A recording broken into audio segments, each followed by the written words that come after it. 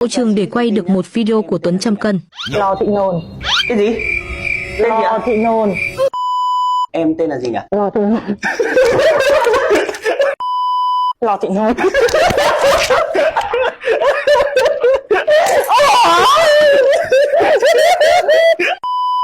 Nghe điệu cười của Mimi như kiểu công lông lên dốc ấy kìa.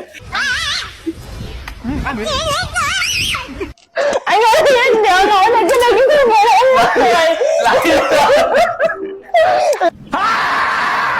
Tên em tên gì nhỉ?